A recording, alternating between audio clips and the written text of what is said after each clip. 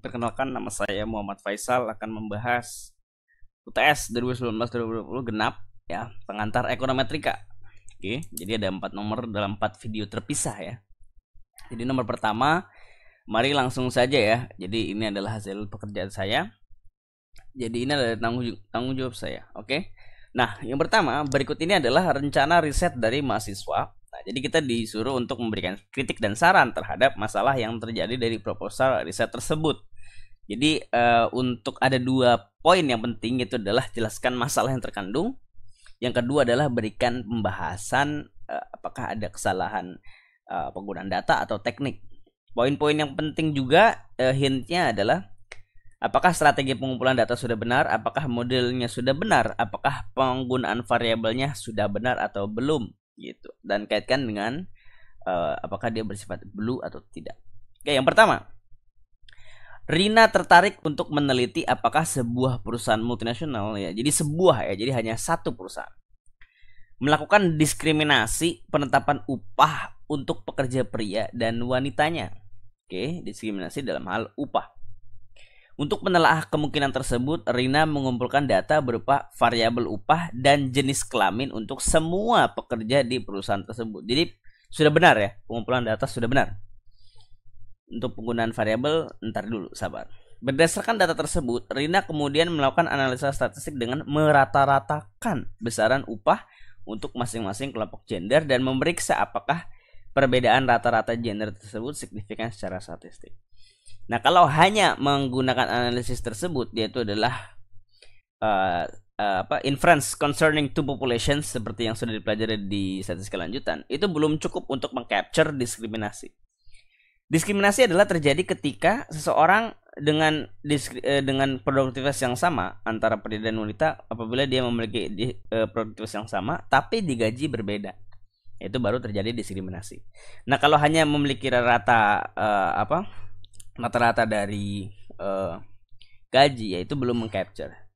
Jadi permasalahannya adalah teknik ataupun model yang digunakan itu tidak sesuai. Kenapa? Karena apabila hanya melihat perbedaan rata-rata baik perempuan maupun laki-laki dalam hal gaji, tidak bisa disimpulkan sebagai suatu tindak diskriminasi. Nah, bisa saja memang karena produktivitasnya berbeda, yang mana merupakan variabel yang lebih berpengaruh menurut teori. Nah, ketimbang jenis kelamin saja. Sehingga solusinya apa? Solusinya adalah gunakanlah OLS dengan memasukkan variabel penting, yaitu adalah produktivitas. Sehingga diskriminasi bisa dikatakan benar terjadi apabila tingkat produktivitas yang sama antara laki-laki dan perempuan namun digaji berbeda. Jadi kok kontribusinya sama tapi kok saya digaji berbeda, Pak? Itu baru diskriminasi namanya. Oke, jadi modelnya seperti apa? Salary sama dengan beta 0 plus beta 1 productivity plus beta 2 gender plus error. Sehingga apabila beta 2 ini signifikan, slope-nya oke sama ya. Productivity misalnya slope-nya sama antara perempuan dan laki-laki, namun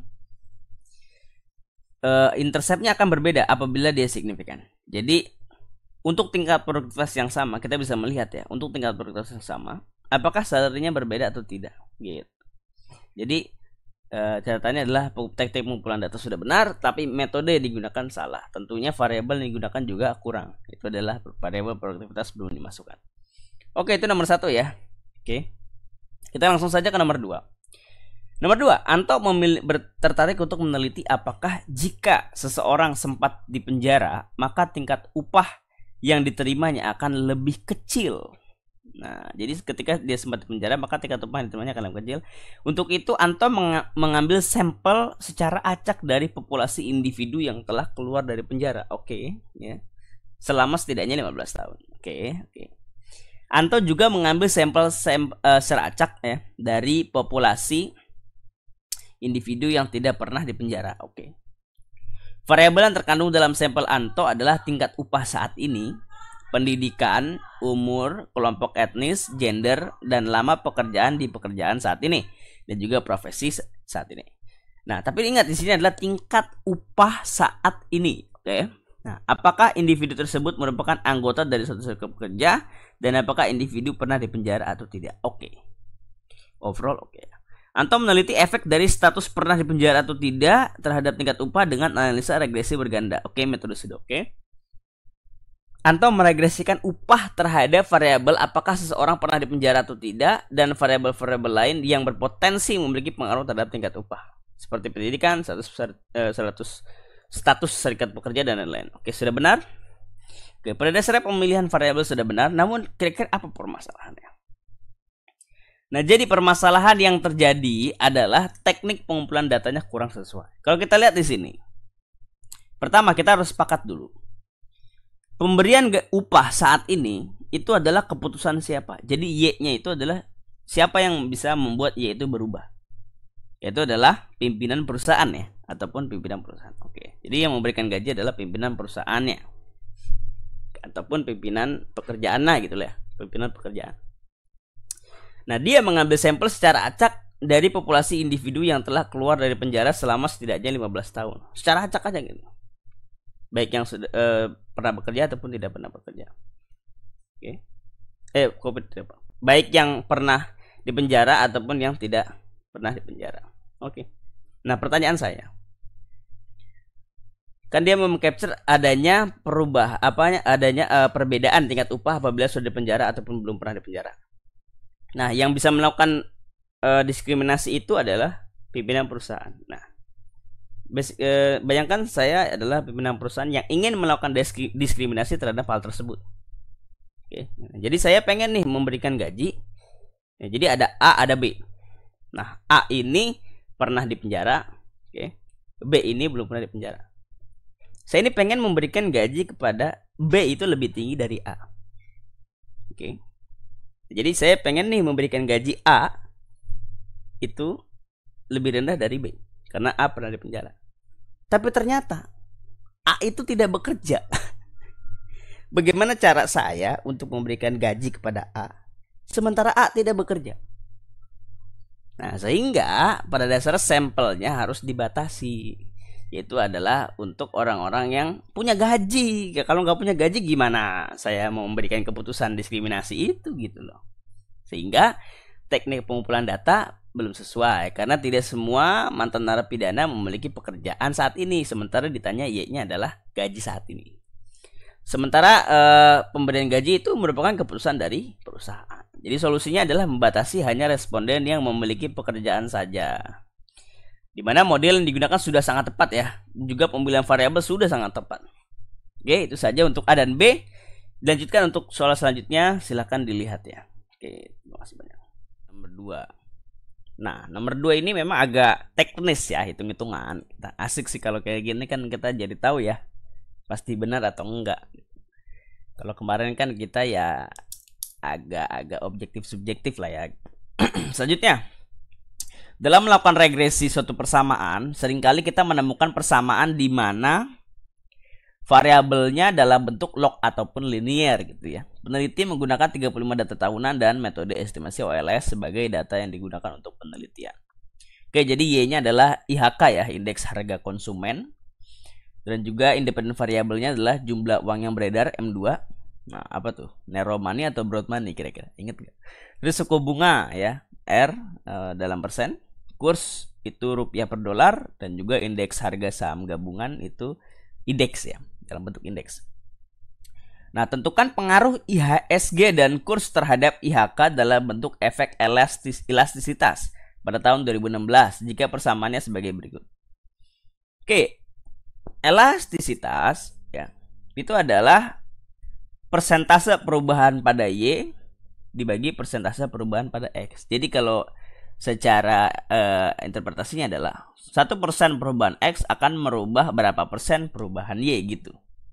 Nah, jadi kita memerlukan ln Y per ln X. Sementara di sini untuk IHSG dan kurs memang sudah dalam bentuk logaritma natural, ln dan ln. Tapi IHK-nya belum dalam bentuk logaritma natural. Ketika kita langsung ambil partial effect-nya ataupun DIHK per DIHSG, DIHK per D ln IHSG, maka itu adalah semi elasticity. Jadi bukan elasticity atau pure elasticity. Kita butuhan adalah D ln IHK per D ln IHSG. Di mana D ln Y itu adalah DY per Y dibagi D ln X itu adalah DY, DX per X. Nah, itu yang kita sebut sebagai elastisitas. Maka kalau semi elastisitas dari IHSG terhadap IHK adalah DIHK sama dengan minus 92,8756. Ini adalah intercept koefisien ya. Koefisien dari IHSG minus 92,8756 dikali ln IHSG. Oke. Apabila kita bagi ruas kiri dan ruas kanan dengan IHK, ya kita bagi dengan IHK, maka ini sudah terlihat nih. Ini sudah terlihat sebagai DY per Y, ya kan? Maka dia merupakan ln Y, ln Y. Maka ln IHK sama dengan minus 92,8756 per IHK dikali ln IHSG. Satu saja karena ini adalah perkalian ya. Tidak perlu dikali dua-duanya. Kecuali ini adalah penjumlahan atau pengurangan. Maka kita perlu bagi untuk keduanya. Karena dia berapa perkalian kita bagi untuk satu saja. Oke. Maka ln IHK sama dengan minus 92,8756 dibagi IHK. Dan ln IHSG. Pertanyaannya ini dibagi IHK yang mana? Nah, ternyata soal sudah memberikan, yaitu adalah IHK tahun 2016 ya. Nah, jadi ln IHK kita pindah ruas dibagi ln IHSG sama dengan minus 92,8756 dibagi IHK di tahun 2016. Yaitu adalah 38,96. Jadi minus 92,8756. Benar ya? 2016. Ya, benar. Minus 92,8756 dibagi 38,96. Itu adalah minus 2,38. Sehingga interpretasinya adalah apabila IHSG meningkat sebanyak 1%, maka IHK akan menurun, karena ini adalah minus ya, menurun sebanyak 2,38% ceteris paribus. Berarti ini adalah elastis ya, dimana dampaknya terbalik, yaitu adalah negatively correlated. Dan juga dia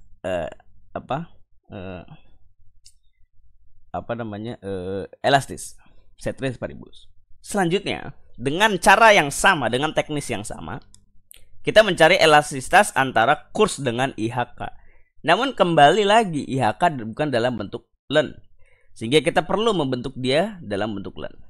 Dengan mudahnya ya sudah bagi saja koefisiennya dengan IHK tahun 2016. Koefisien dari kurs itu adalah 94,661.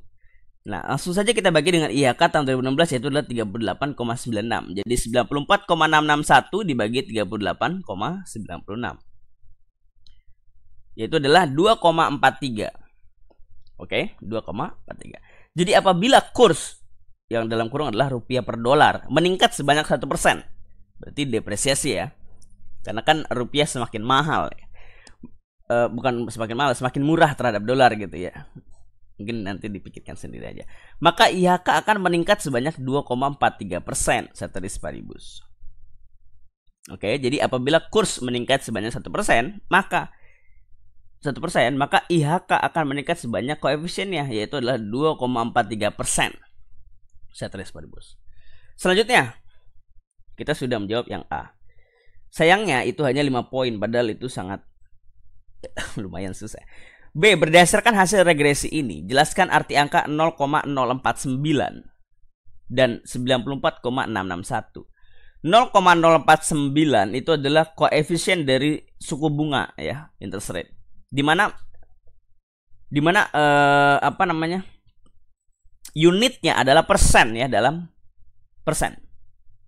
Sehingga apabila suku bunga meningkat sebanyak 1%, sehingga karena dia merupakan bentuknya persen, walaupun dia bukan ln, tapi kita bisa interpretasikan dia apabila suku bunga meningkat sebanyak 1% karena unitnya dia adalah persen,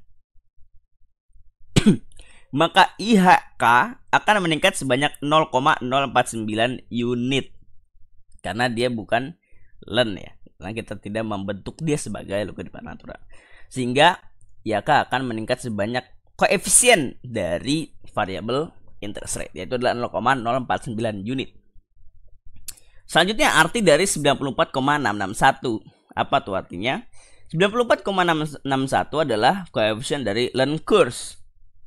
Kurs banget sih joknya gitu kayak gitu ya. Jadi artinya adalah 94,661 adalah apabila kurs meningkat sebanyak 1% karena dia merupakan ln ya, maka IHK akan meningkat sebanyak 94,661 per 100 unit. Nah, ini kalau mau dijadikan interpretasinya adalah dalam unit kalau mau ya. Tapi kalau mau dalam persen bagaimana? Kita sudah buat itu di atas ya di sini. Gitu. Dan jangan lupa keseluruhan ini ya itu adalah dalam bentuk ceteris paribus di akhirnya. Jadi apabila suku bunga meningkat sebanyak 1%, maka IHK akan meningkat sebanyak 0,049 unit ceteris paribus. Dan ini juga seperti itu. Oke? Mari kita lanjut aja ya. Jadi regresi ini dapat memprediksikan perubahan terhadap variabel IHK jika variabel independen berubah. Oke. Dengan menggunakan persamaan tersebut, yaitu ini ya.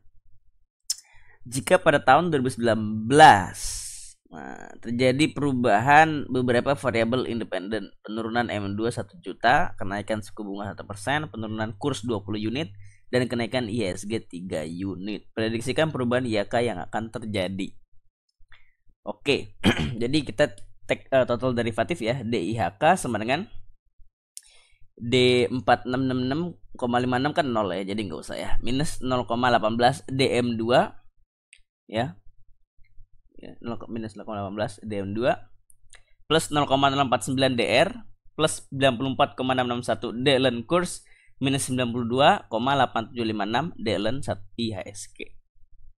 Nah, jadi perbedaannya D-nya langsung kita masukkan saja ya. Untuk M2 itu terjadi penurunan 1 juta. Nah, berarti minus 1 unit ya. 1 aja. Kenapa? Karena dia dalam bentuk jutaan. Jadi minus 1 saja. Minus 0,18 dikali minus 1.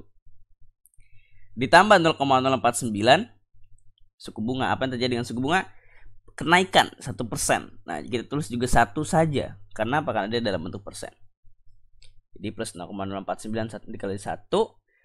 Nah, di sini terjadi penurunan kurs 20 unit. Nah, ingat ya, dalam unit bukan dalam persen.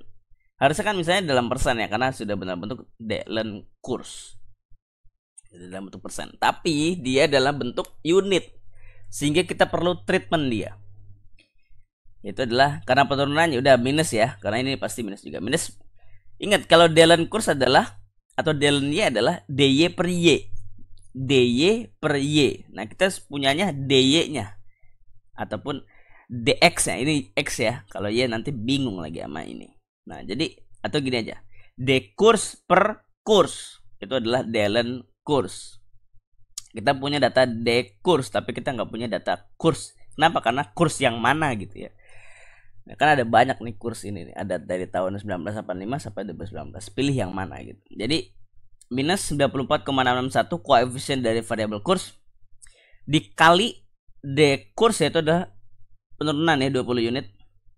Kan sebenarnya ini minus ya, tapi kita taruh aja minusnya di depan ya. Dibagi dengan kurs, oke. Dan juga sama halnya dengan IHSG. Perubahan dia adalah dalam unit, 3 unit. Sehingga apa? Minus 92,8756 dikali 3 per IHSG. Karena dalam bentuk unit. Oke. Jadi D kurs DIHSG per IHSG.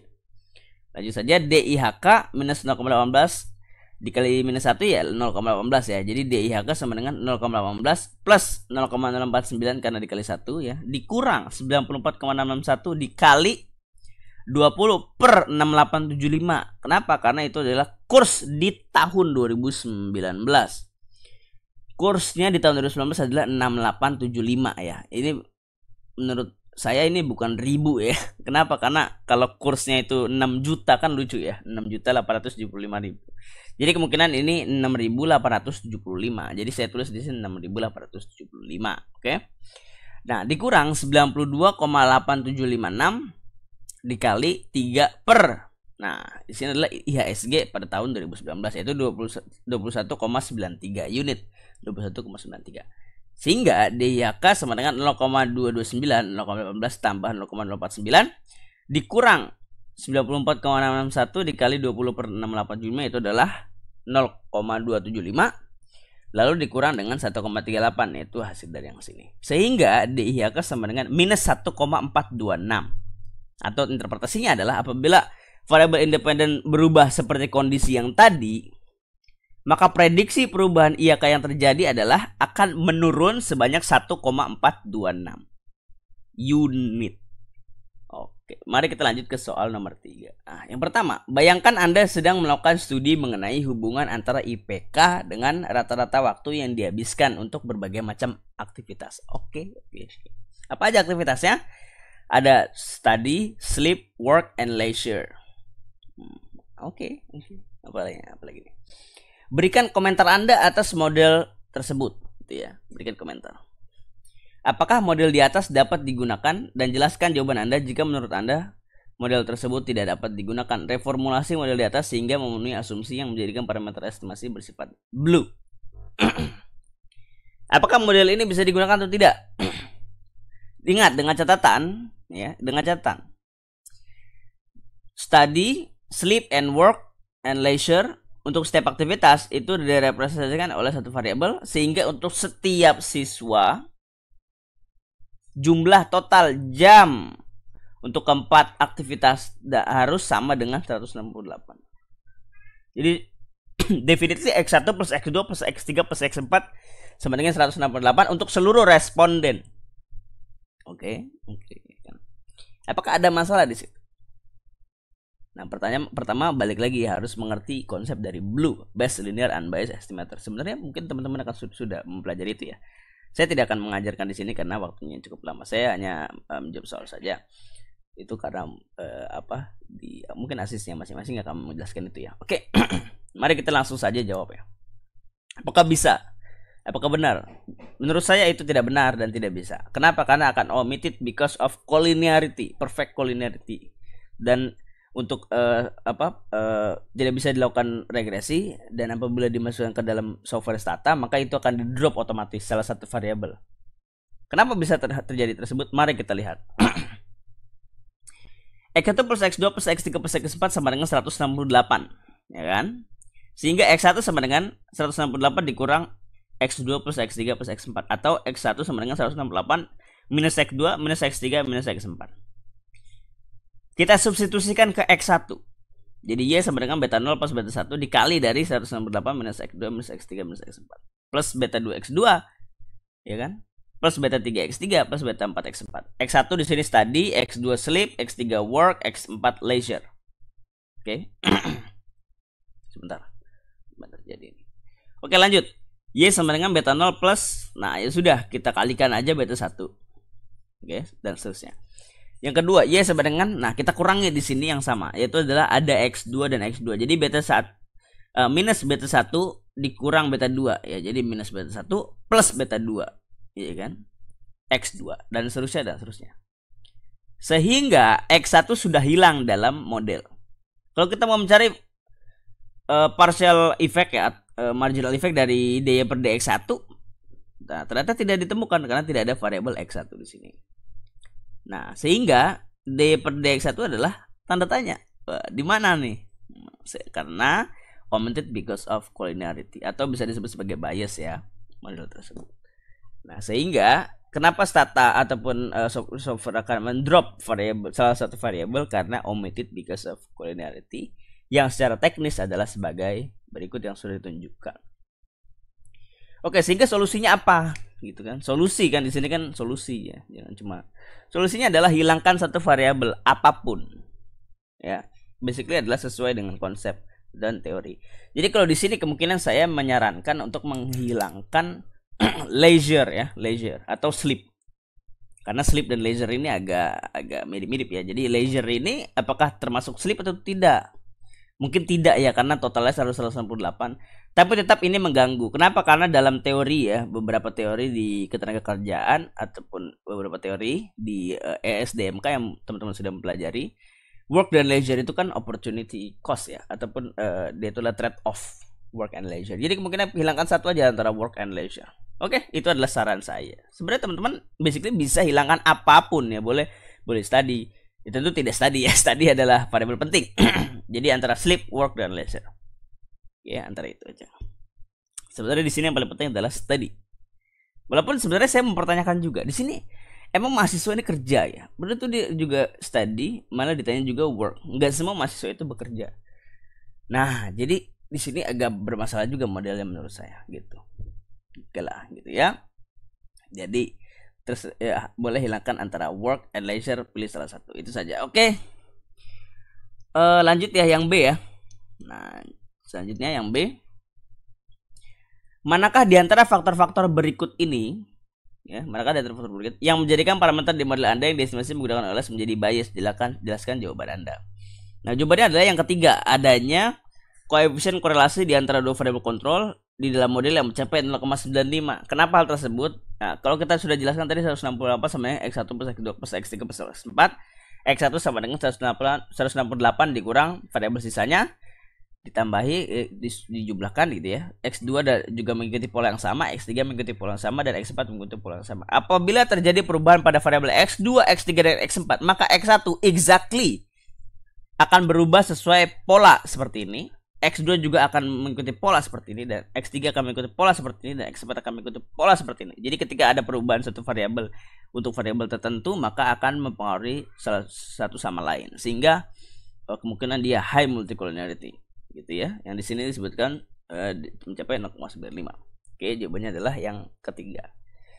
C. Dalam perjalanan penelitian, Anda juga tertarik untuk mencari tahu hubungan antara IPK dengan tingkat kehadiran di kelas. Oke, ini oke lah. Kalau di UI ini ataupun di FE ini kan harus hadir ya, karena 80% nggak bisa ujian ya. Percuma juga kalian itu belajarnya misalnya 24 jam gitu ya.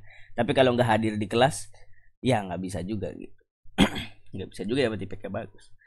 Gitu ya. Jadi selanjutnya seperti itu, dan juga mengumpulkan data mengenai IPK setiap semester sebelumnya dan skor SBMPTN X3. Jadi X1, X2, dan X3. Oke, sesuai dengan Woolrich ini ya. GPA, terus juga 10, terus juga IPK high school GPA, dan juga ACT kalau di Woolrich ya. Gua sampai hafal tuh.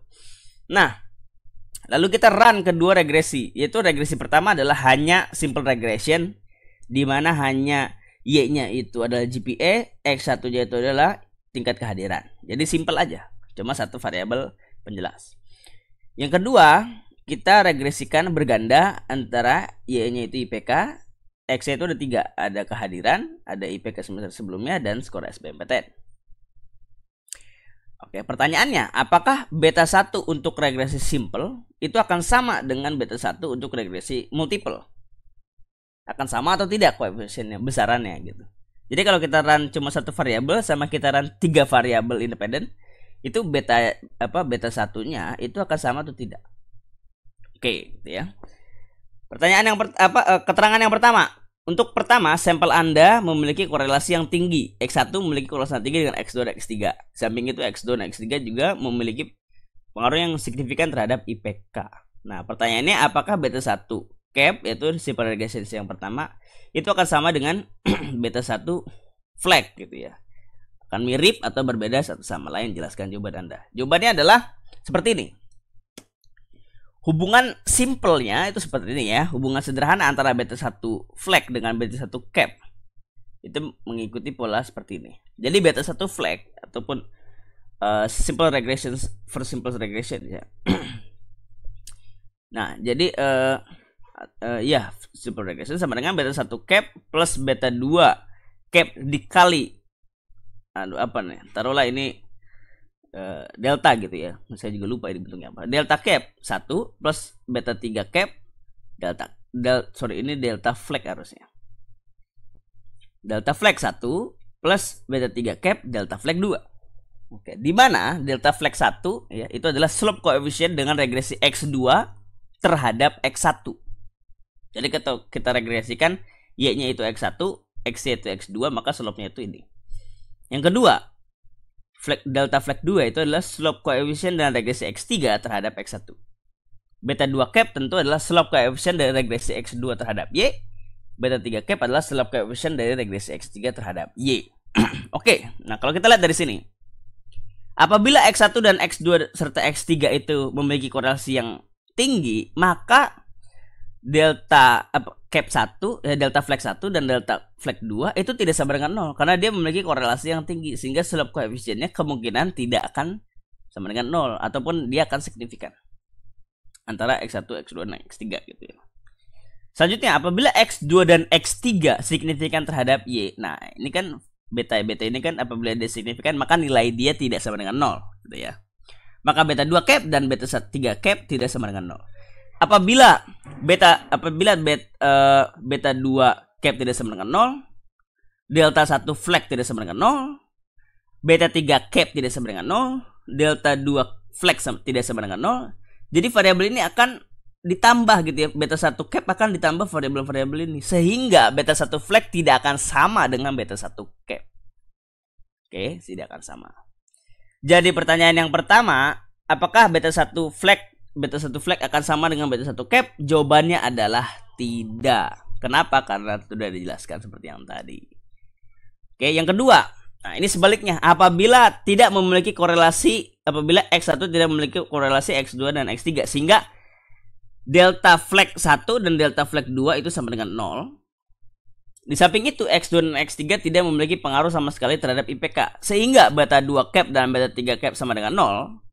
Ini 0, ini 0, ini 0, ini 0 sehingga beta 1 flag sama dengan beta 1 cap sehingga nilainya akan sama. Gitu. Mantap ya. Itu saja.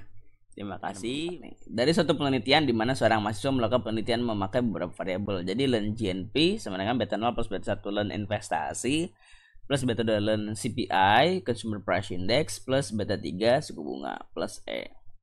Di mana GNP Gross National Product dalam miliar, CPI indeks harga, terus juga investasi dalam miliar, CPI indeks harga tadi, R dalam suku bunga dalam persen. GNP dalam triliun ya di sini ya. Bukan dalam miliar tapi dalam triliun. Oke, mari kita lihat seluruh interpretasi A sampai D, E, F, K, L, O, P. Oke, mari kita lihat A. A adalah intercept ya ataupun constant. Ya, kita akan cek dulu ya dia itu signifikan atau enggak. Jadi kita gunakan kita cari test stat. Test stat itu adalah koefisien dibagi standar error, yaitu adalah 2,91 dibagi 2,1 sama dengan 1,447. Kita bandingkan dengan critical dengan tingkat keyakinan 5% dibagi 2 jadi 0,025 dengan DF-nya adalah N-2 ya. Jadi 150 dikurang, ini kan N-nya 150 ya. N-nya 150. Kurang 2 itu 148. Jadi T-nya adalah 1,976. Nah, reject if test stat lebih dari critical. Ternyata di sini test statnya kurang dari critical sehingga do not reject. Oke, sehingga dia do not reject. Sehingga apabila bagaimana menginterpretasi intercept? Ya, secara ini ya, literally gitu ya.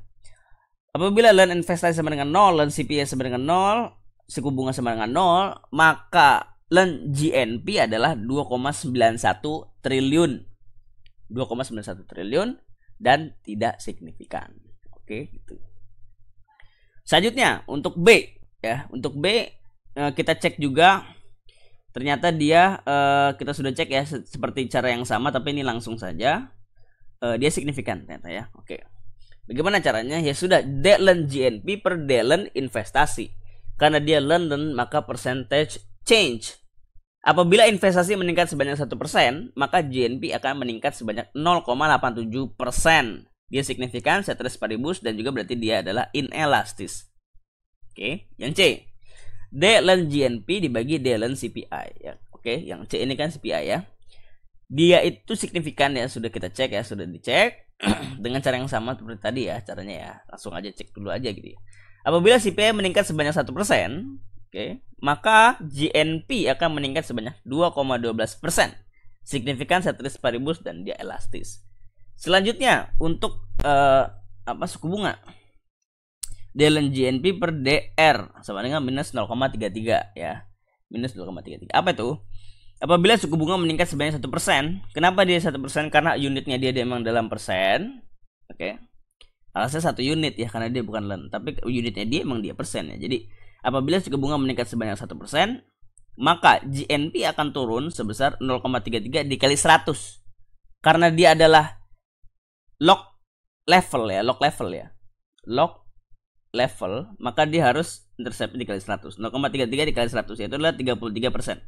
Jadi apabila suku bunga meningkat sebanyak 1%, maka GNP akan turun, ini kan minus ya, sebesar 33%. Ceteris paribus dan elastis berarti tentu ya. Selanjutnya untuk E adalah R square 0,966 sehingga 96,6% variasi dari variabel dependent yaitu adalah GNP mampu dijelaskan oleh variasi dari variabel independen atau variasi dari model. Itu ya cara interpretasinya ya. Selanjutnya adjusted R square adalah 0,9. Gimana cara interpretasinya? Sebenarnya ini tidak bisa, jadi hanya bisa dibandingkan saja. Tapi mari kita coba. Setelah ditimbang dengan jumlah variabel yang digunakan, maka R square ya sudah di-adjusted menjadi 0,9 dengan interpretasi yang sudah dijelaskan yang tadi. Nah, sebenarnya kenapa saya bisa bilang begitu? Mungkin teman-teman yang sudah mempelajari tentang R square mungkin tahu ya bagaimana cara menimbang dia ya. N-K-1 per N-K gitu ya. Dikurang K-1. Nah, jadi mungkin teman-teman akan mempelajari hal itu. Oke. Ya, mungkin akan pelajari diajari oleh asisnya masing-masing ya. Karena di sini saya hanya menjawab soal saja, bukan mengajarkan ya. Oke, lanjut yang K. Rata dari dependent, sorry ini salah ya, harusnya dependent ya. Dependent variable 5,83 gitu ya. Yaudah, rata dari learn GDP adalah 5,83 ya, triliun. Sebentar. Mean dependent variable. Rata dari dependent variable. Sebentar, ini agak lucu ya sebenarnya. Standar deviasi dari dependent variable.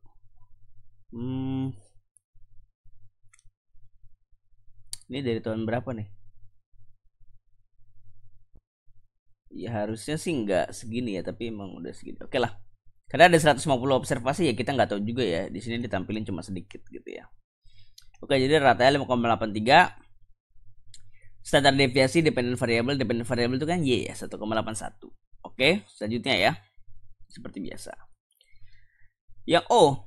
Nah, yang O adalah F statistik ya, kita bandingkan dengan F critical dengan DF1 K-1 2 ya, K-nya variabelnya ada 3. Dan juga DF2 adalah N-K-1 yaitu 147. N itu jumlah observasi, K itu jumlah variabel, lalu -1. Masih beda-beda ya. Jadi ada yang menyebut K itu adalah jumlah variabel, ada yang menyebut K itu adalah jumlah koefisien. Tapi yang paling penting adalah konsepnya sama. Maksudnya konsepnya bukan sama, tapi konsepnya adalah istiqomah gitu ya. Jadi jangan di tengah-tengah itu berubah gitu ya. Untuk lebih jelasnya mungkin akan mempelajari aja ya teman-teman sendiri ya tentang square ya. N-K-1 itu. Oke. Jadi sudah kita tahu ya DF12, DF2 N-K-1 itu sama dengan 3,058. Sehingga karena F stat lebih dari F critical sehingga dia rejectkan 0 ya. Jadi sudah dengan tingkat keyakinan 95% variabel independen secara bersama-sama atau jointly significant mempengaruhi Y. Oke, yang ketiga, probability F statistik kita bandingkan dengan alpha. Apabila p-value kurang dari alpha maka rejectkan 0. Nah, ketika dia sudah memenuhi hal tersebut, sudah rejectkan 0, maka interpretasinya sama seperti yang O. Oke, itu saja. Terima kasih banyak sudah menyimak ya dari awal sampai sekarang. Apabila ada kurang-kurangnya silakan ya open to comment and suggestions. Jadi itu saja dari saya, Muhammad Faisal, Ilmu Ekonomi 2017. Apabila ada kesalahan itu dilimpahkan ke saya secara individu, oke? Nah, tapi tentu ya ini adalah maksimal yang bisa saya berikan.